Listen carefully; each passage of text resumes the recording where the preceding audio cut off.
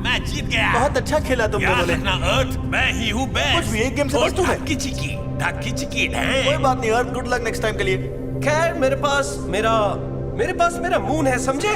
तुमसे हार बर्दाश्त नहीं होती ना, तुम फिर से मून का दिखावा करोगे। क्यों नहीं, अब तुम्हारे पास तो कोई मून है नहीं।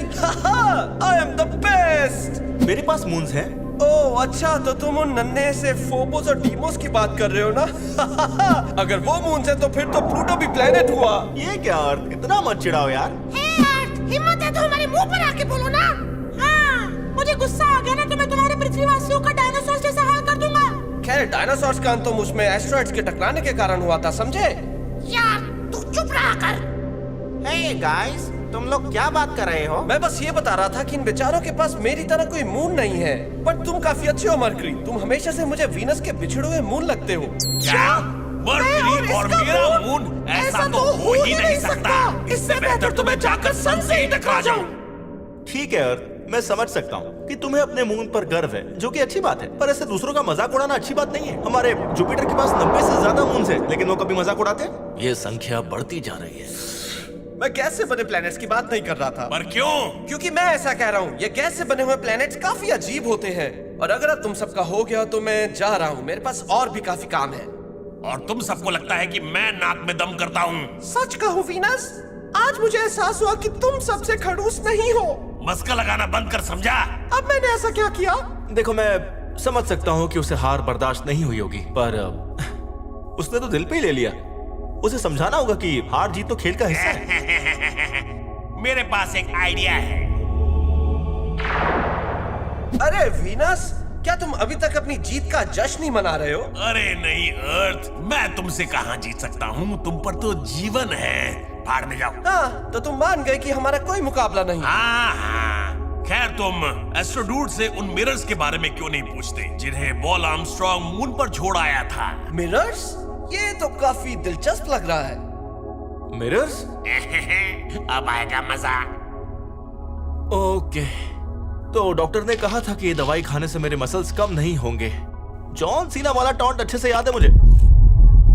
हेलो एस्ट्रोडूड, क्या हम 2 मिनट बात कर सकते हैं? हाँ, मैं अभी आया मेरे प्यारे प्लैनेट अर्थ।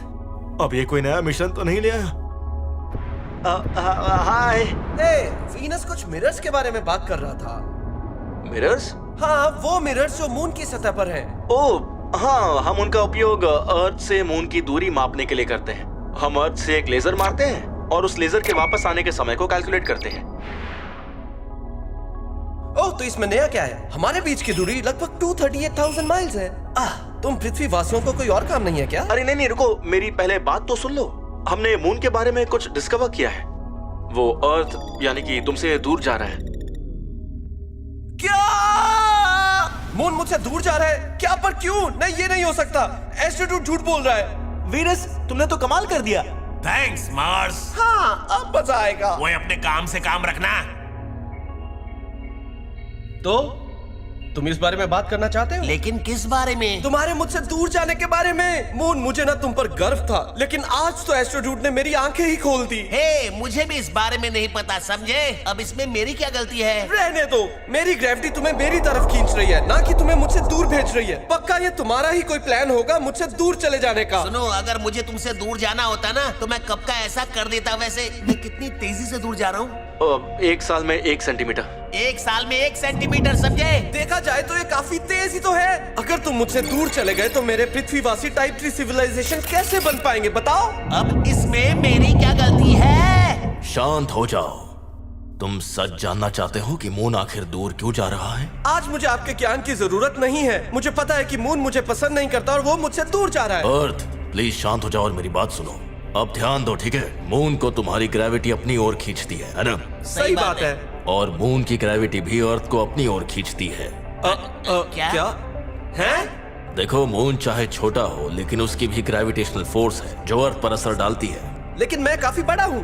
हर चीज दूसरी चीज को खींचती है। मैं तुम्हें खींचता हूँ, तुम मुझे खींचते हो, यहाँ तक कि एस्ट्रोडूड भी हमें अपनी ओर खींचता है। लेकिन बड़ी चीजें ये दूसरों के मुकाबले बेहतर कर पाती है। अच्छा, ओके। तो मून तुम्हें अपनी तरफ खींचता है, लेकिन अर्थ की एक साइड हमेशा मून के पास होती है ना? बिल्कुल। अरे जुपिटर जी, तो इसमें समस्या क्या है? समस्या यह है बरखुरदार कि ये साइड हमेशा बदलती रहती है। ओह, क्या ये इसलिए कि मैं घूमता रहता हूँ? हाँ, और सच कहूँ तो काफी तेज घूमते हो, और इस वजह से मून तुम्हारी जिस साइड को अपनी तरफ खींच रहा होता है वो साइड हमेशा बदलती है। तो इससे क्या फर्क पड़ता है? हम सब गोल ही तो है ना। और ऐसा नहीं है, हम सब गोलाकार नहीं है, बल्कि हम सब हमें खींचने वाली ग्रेविटेशनल फोर्स के अकॉर्डिंग ही स्ट्रेच होते रहते हैं। और तुम तो रोटेट भी करते रहते हो, इसलिए तुम ऐसे दिखने की बजाय ऐसे दिखते हो।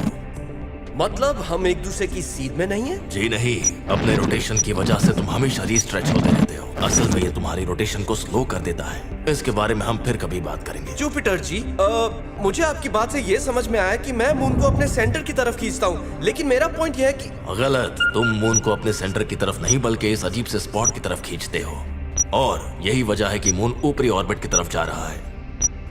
ओह, तो मतलब ये सब मेरे कारण ही हो रहा है?